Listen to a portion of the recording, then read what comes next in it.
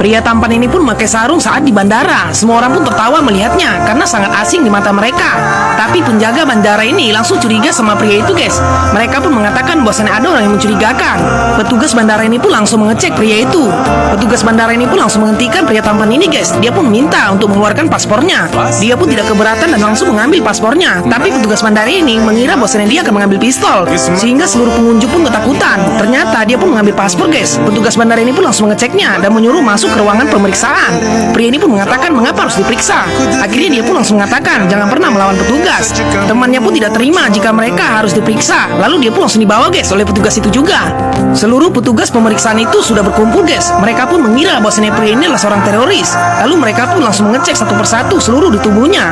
Petugas ini pun sampai mengambil penanya karena mereka takut pena itu ada bomnya. Lalu dia pun sangat tertawa melihatnya, guys. Wanita ini pun memeriksa temannya juga karena dia bersama pria itu juga, guys. Mereka pun menggunakan alat pendeteksi bom dan dia pun langsung diperiksa. Petugas bandara ini pun kurang ajar, guys. Mereka pun sepele sama pria itu. Temannya pun mengatakan bahwasanya kami bukan orang biasa. Semua petugas bandara itu pun tidak ada yang peduli, guys. Lalu pria ini pun disuruh untuk buka bajunya. Dia pun protes, guys. Apa salahku? Mengapa harus buka baju? Petugas bandara ini pun meminta pria ini untuk kooperatif. Dia pun langsung melakukannya, guys. Dia pun tidak mau melawan petugas bandara itu. Petugas ini pun tertawa melihat pria itu membukai seluruh bajunya. Sampai bajunya pun disuruh untuk diletakkan di lantai, guys. Lalu dia pun langsung meletakkannya. Mereka pun menyuruh pria itu membuka sarungnya, sehingga pria ini pun sangat marah, guys. Tapi dia tidak mau melawan. Dia pun langsung membukanya. Seluruh petugas bandara itu pun tertawa karena telah melecehkan pria itu, guys. Mereka pun akhirnya percaya bahwa pria itu tidak teroris dan dia pun adalah orang baik-baik. Pria ini pun masih ditahan sementara. Pria ini pun melihat ada seorang pengunjung yang keselak minuman, guys. Dia pun sampai muntah dan langsung pingsan. Pengunjung itu pun sangat butuh bantuan, guys, karena keadaannya sangat kritis. Semua orang pun hanya bisa mandangnya saja. Pria ini pun mengatakan kepada petugas bahwasanya dia akan membantunya, tapi petugas melarangnya, guys. Pria ini pun langsung beranikan diri untuk melawan petugas yang tidak tahu diri itu, guys. Dia pun ingin menyelamatkan wanita itu, lalu dia pun langsung mengambil borgolnya. Seluruh petugas itu pun tidak ada yang bisa menghentikan pria ini, guys. Dia pun berlari sekencang-kencangnya untuk menyelamatkan wanita itu. Semua orang pun sangat terkejut melihat pria ini kabur dari ruangan pemeriksaan itu, tapi mereka tidak tahu siapa pria ini sebenarnya, guys. Alarm di bandara itu pun langsung berbunyi. Mereka pun mengira pria ini adalah orang berbahaya. Pria ini pun tidak peduli dengan petugas itu, guys. Dia pun langsung mengambil pipet dan juga kartu ATM. Pria ini pun menggunakan itu untuk menyelamatkan wanita ini, guys.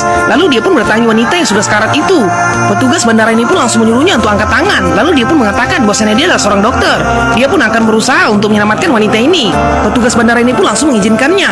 Dia pun langsung mengeluarkan ilmu kedokterannya, guys. Lalu dia pun mematahkan kartu ATM itu sebagai pisaunya. Pria ini pun ingin mengeluarkan boba yang ada di leher wanita itu, guys, karena gara-gara itu pernapasannya pun terhenti. Dengan alat yang seadanya, dokter ini pun berusaha untuk menyelamatkan pertolongan pertama kepada wanita ini, guys. Dia pun mendorong boba itu agar bisa keluar dari mulutnya, sehingga napasnya pun langsung kembali lagi, guys. Wanita ini pun langsung membuangkan minuman itu, dan dia pun akhirnya bisa bernapas lagi. Seluruh orang yang ada di bandara itu langsung bertepuk tangan. Mereka pun salut sama pria ini, guys. Wanita ini pun akhirnya selamat. Dia pun mengatakan tenang saja, kamu akan selamat. Anaknya pun datang terima kasih sama pria ini, guys, karena ibunya bisa selamatkan.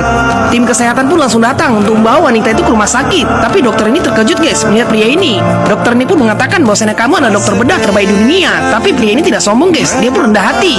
Dokter ini pun mengatakan kepada wanita itu, kamu beruntung karena kamu telah ditangani oleh dokter bedah terbaik di dunia. Dia pun berterima kasih sama pria ini, guys. Lalu dia pun langsung dibawa ke rumah sakit.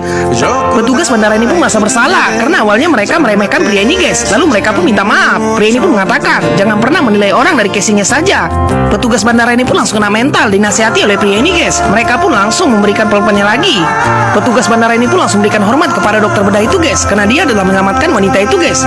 Dia pun langsung dikawal oleh petugas bandara itu, guys, sampai keluar dari bandara itu. Seluruh pengunjung bandara itu pun langsung terima kasih sama dokter ini, guys. Dia pun dipersilakan dengan segala hormat. Pria ini pun langsung diantar sampai ke tempat tujuannya, guys. Dia pun ternyata mendatangi sebuah acara di mana acara itu adalah penghargaan dokter terbedah terbaik di dunia, guys.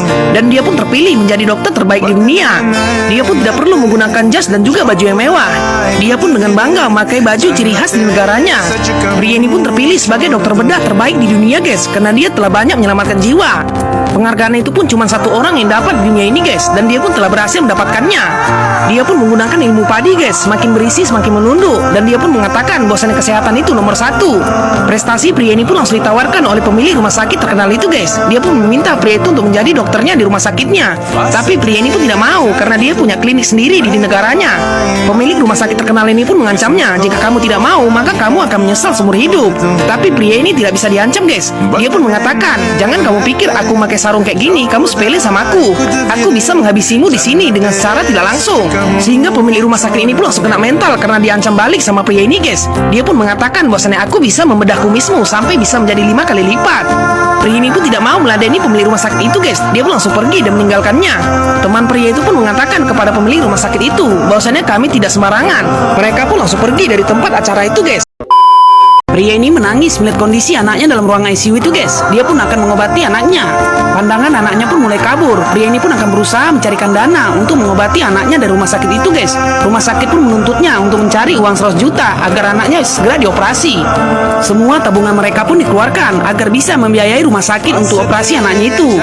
Rumah sakit ini pun memeras rakyat kecil sehingga pria ini pun sangat kesusahan mencari dana agar anaknya bisa dioperasi secepatnya. Dia pun mau anaknya itu bisa selamat. Pemilik rumah sakit ini pun meminta untuk menyelesaikan administrasi dulu. Dia pun bisa hanya membayarnya 50 juta aja. 50 jutanya nyusul setelah operasinya selesai. Tapi pemilik rumah sakit ini malah bekerjanya setengah-setengah. Dokter ini pun tidak bisa menangani anak itu dengan tepat. Dia pun melaporkan kepada orang tuanya bahwasannya anaknya sudah tiada. Lalu orang tuanya pun menangis, guys.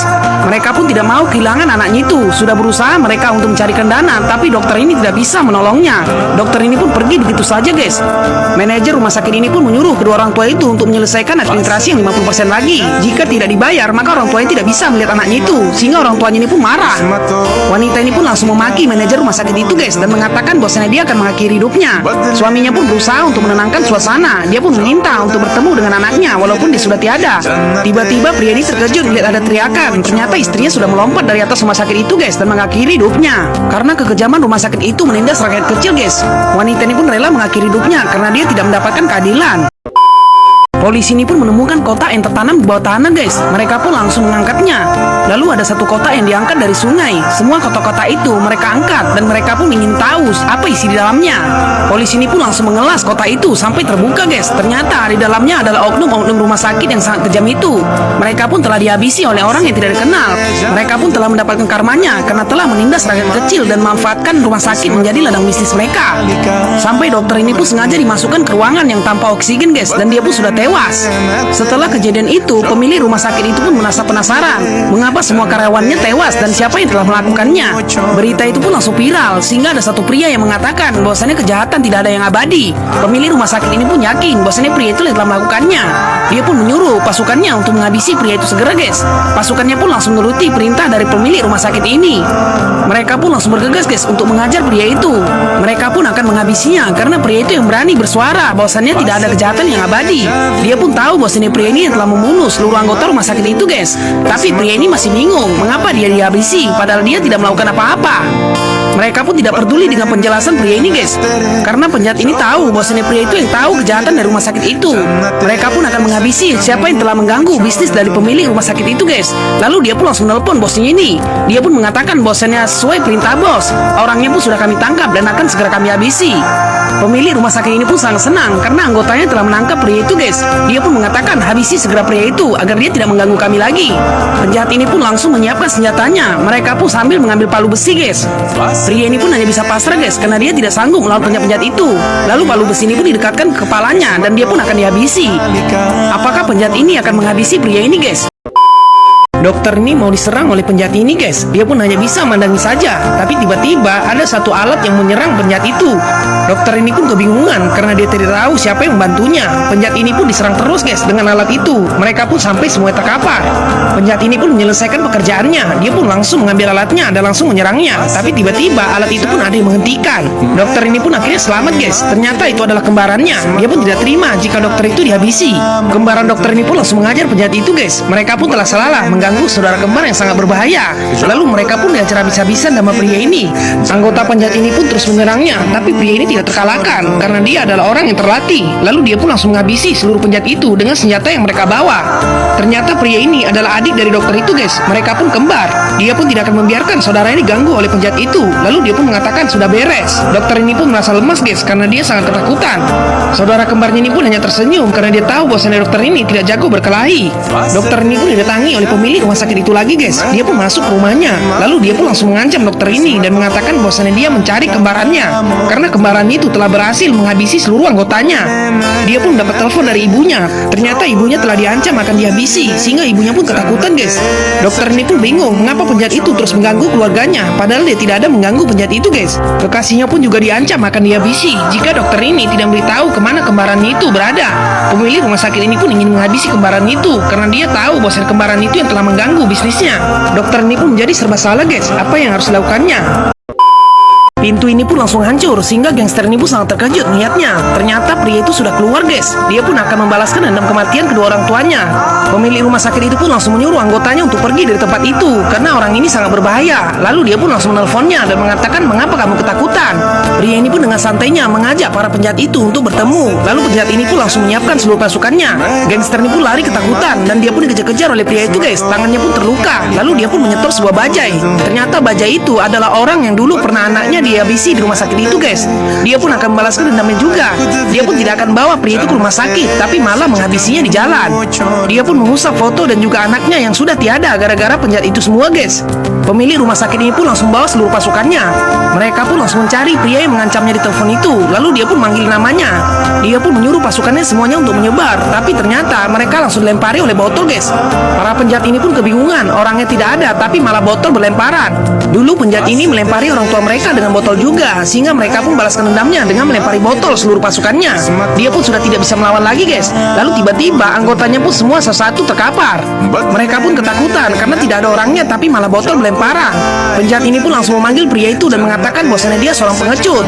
Lalu pria itu pun langsung menampakkan wajahnya. Dia pun langsung melempari semua penjahat ini dari atas. Dia pun langsung melihat botol itu berterbangan guys. Mereka pun tidak bisa melawannya karena dia tidak terlihat. Akhirnya dia pun memberanikan diri untuk menampakkan wajahnya. Dia pun adalah orang yang dulu pernah dihabisi guys. Pria ini pun akan balaskan dendam kematian kedua orang tuanya karena ulah dari pemilik rumah sakit ini guys. Lalu dia pun langsung mengajar seluruh pasukannya. Mereka pun tidak ada yang sanggup melawannya sampai pemilik rumah sakit ini langsung terkapar guys. Dia pun akan dihabisi dengan botol itu. Pemilik rumah sakit ini pun mencoba kabur. Tiba-tiba pria ini pun ditabrak dari belakang menggunakan mobil sehingga dia pun langsung terkapar guys. Penjahat ini pun sangat senang karena anggotanya berhasil melumpuhkan pria itu. Dia pun menggunakan mobil untuk menghajarnya. Pria ini pun sudah tidak sadarkan diri lagi. Penjahat ini pun senang karena anggotanya telah datang. Pria ini pun menunggu musuhnya untuk berhenti. Dia pun tahu bahwasanya musuhnya itu tangannya cuma satu. Lalu pria ini pun langsung menyembunyikan tangannya. Dia pun mau perkelahian itu adil karena lawannya tangan satu, dia pun menggunakan tangan satu juga. Akhirnya mereka pun langsung bertarung guys. Tapi kekuatannya masih saja tidak sama. Saudara kembarnya ini pun sangat takjub melihat kekuatan pria itu guys. Lalu dia pun langsung menghajarnya dengan tangan kirinya sampai penjahat itu pun terjatuh guys. Dia pun langsung menggunakan kakinya juga. Walaupun sudah sama-sama satu tangan, tapi musuhnya itu tidak sanggup melawannya. Dia pun langsung dihantamkan dengan besi. Pemilik rumah sakit jahat ini pun langsung dihajar oleh saudara kembar ini guys. Mereka pun ingin balaskan dendamnya karena dulu orang tuanya dihabisi oleh pemilik rumah sakit ini. Mereka pun masukkannya ke dalam kota. Di dalam kota itu pun ada aliran listriknya guys. Dia pun mati secara perlahan dalam kota itu sampai listriknya pun bertegangan tinggi. Dia pun mendapatkan balasannya atas apa yang dilakukannya selama ini guys. Dia pun digantung di atas rumah sakitnya sendiri. Setelah kejadian itu, pria ini pun ditangkap polisi guys karena dia telah menghabisi banyak orang. Dia pun memang sengaja menghabisi para oknum rumah sakit yang jahat itu agar tidak ada lagi oknum-oknum yang jahat menindas rakyat kecil. Tapi semua masyarakat tidak ada yang terima jika pria ini ditangkap apalagi dihukum mati. Dia pun mengatakan bahwasanya kejahatan tidak ada yang abadi. Dia pun langsung beri hormat kepada seluruh masyarakat guys. Lalu dia pun langsung dimasukkan ke dalam penjara. Dia pun sangat bahagia karena telah membela rakyat kecil guys. Di penjara dia pun melihat ada berita bahwasannya setelah pria ini di penjara, rumah sakit itu pun semakin melunjak menindas rakyat kecil sehingga dia pun langsung kabur guys. Dia pun menghilang tiba-tiba dan akhirnya filmnya pun selesai guys.